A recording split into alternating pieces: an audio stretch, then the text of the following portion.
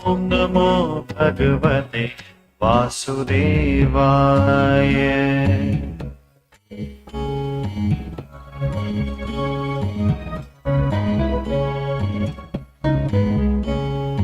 ॐ नमो भगवते वासुदेवाय।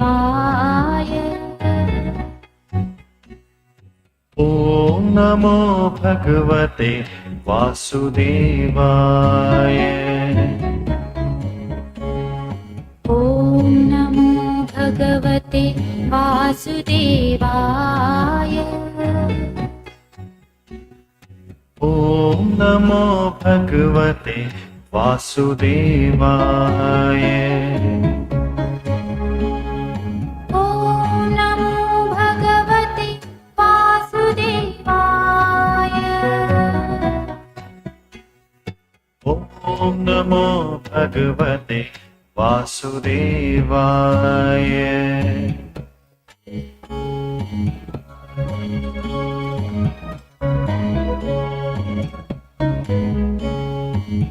ॐ नमो भगवते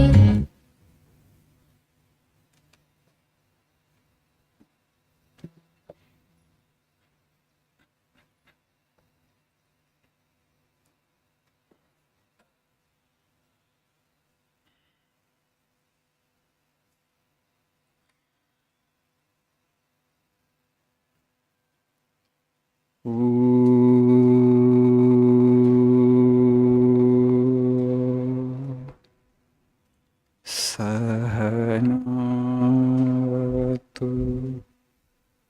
सहनौ भुनक्तु सह वीर्यं करवावहै तेजस्विनावधीतमस्तु मा विद्विषावहै। ॐ शान्ति शान्ति शान्तिः। ॐ असतो मा सद्गमय तमसो मा ज्योतिर्गमय मृत्योर्मामृतङ्गमय। ॐ शान्ति शान्ति शान्तिः।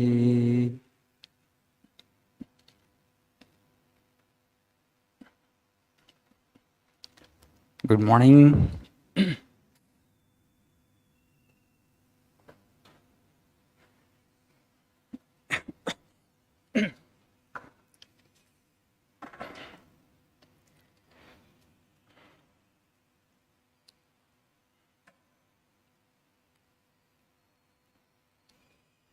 Today my topic is the language conundrum.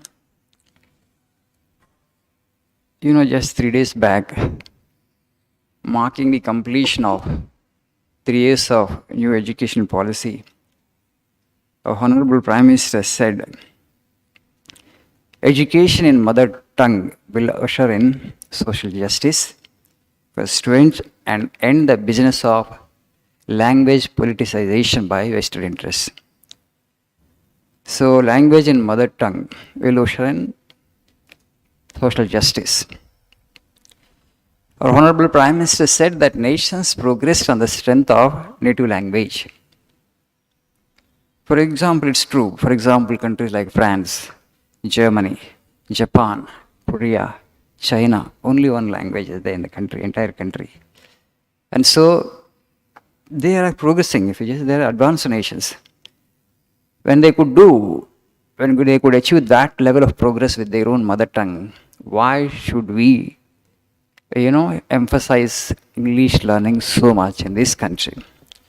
And he says, lack of English speaking ability is considered as a sign of backwardness in this country, and also people feel a sense of a kind of inferiority complex, particularly students hailing from rural areas. It's a fact. Hmm?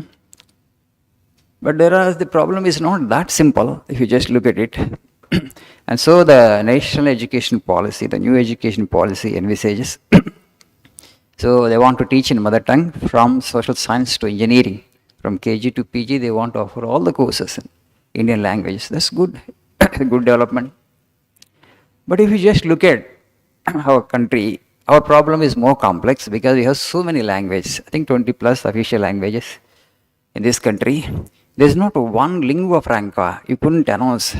Sometime back in 60s, I think they tried to make Hindi actually. They could have made it as a link language for the entire country. Suppose if I go to Tamil Nadu, I can't speak Tamil. Okay, in this problem I'm telling. So they don't know my Telugu, and we need a link language. Okay, Hindi actually, though it's national language, it has not been imposed because there is resistance from the southern states. Then how else I will be able to communicate with people of other states?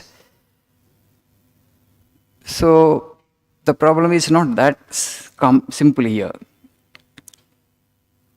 English, by default, actually, it has become kind of lingua franca in our nation also. And also, if you just see, students are going to countries like UK, US, Canada, Australia, New Zealand. India actually has gained some advantage because of this English language. Software also, we all know this, that's why you are all here to learn.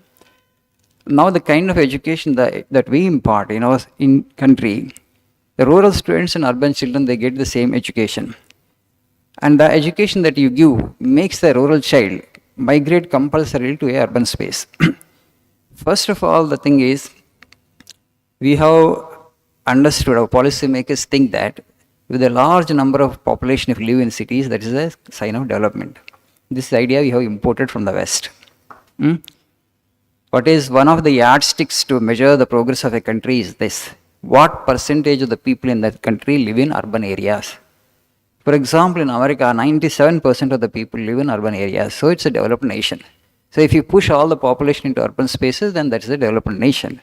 But this is Western imitation. It doesn't really, it's not working for us. It need not. And that's why a father of the nation, Mahatma Gandhi, said that India lives in villages, okay? Don't industrialize and don't urbanize India in the model of the West. We need urbanization, we need industrialization, but don't be a copycat. Don't like the West, because our country is different, the population is different. And now the kind of education that you give, you thrust upon people, a rural child is forced to migrate to urban space. Basically, you could have thought a rural child, what are the resources available locally and how you can generate wealth by using those resources. If you give those skills, then why they would migrate? They need not. Now, once you come to urban space, the jobs that are available are mostly service sector jobs. In service sector jobs, communication plays a major role. Right? If I just speak only in Telugu, you come to Hyderabad, is a cosmopolitan city. The people from other states are there. And if you want to be employed by a company, actually, you have to interact with your clients. And clients may be from different language backgrounds. You need a lingua franca, connecting language. Okay? I know my mother tongue, you know your mother tongue. And how we both will communicate with each other. So we should have a link language. Now, after the advent of the internet, our world also needed a link language like never before.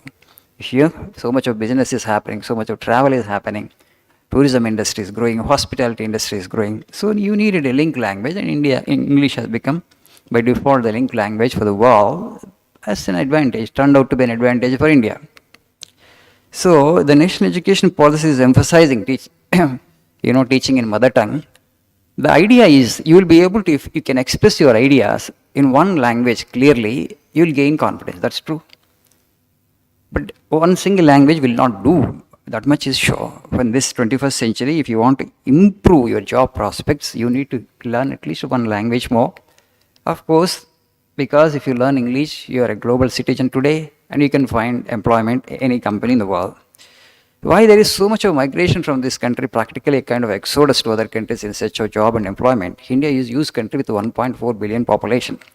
It's a fact that governments are not able to create that much of employment, that much of businesses also. So we are compelled to migrate. So even if there is a job here for me, a good job, why I would go to other countries, right?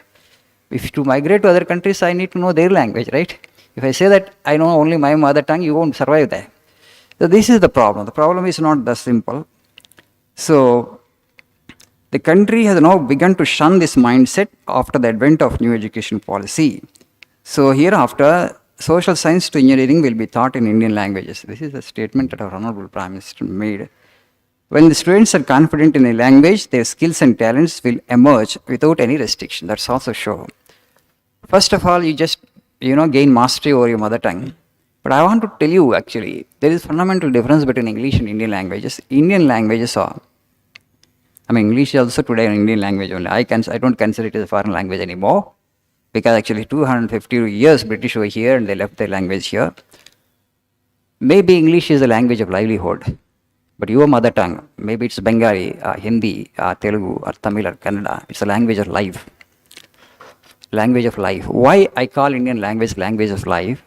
Our heart, our core values, our soul is in spirituality. Indian languages, the spiritual thought is so profound. We are the cultural capital and the spiritual capital of the world, India, and our Indian language is culture, actually Indian culture. So by preserving your language, your mother tongue actually, you preserve your culture, you preserve your spiritual values.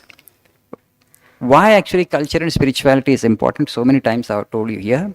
At a human level, at this level of evolution, not just survival, not just livelihood. Survival is important. Survival is actually the first thing. But that will happen. But you don't have to worry so much. But more than survival, what proves that you are a civilized human being? What proves that you're an advanced human being? So what paves the way for your complete evolution is this culture and spirituality. Indian languages are replete with that culture and spirituality, full of cultural thought and full of spiritual thought. And so we need to preserve our mother tongues, and we need to learn we need to read books in our mother tongue also. And learning one additional language or two additional language, if you have that orientation, it won't be difficult. Only thing is, from school age onwards, in addition to your mother tongue, you need to achieve proficiency in two more languages. You just do what two languages you really want to learn. That kind of opportunity need to be provided, that's all. But only with mother tongue you won't be able to do well, with regard to finding employment. Definitely you need to learn two more languages, and I think that's more difficult if you just have the orientation. Okay? Thank you this much for today. Have a nice day.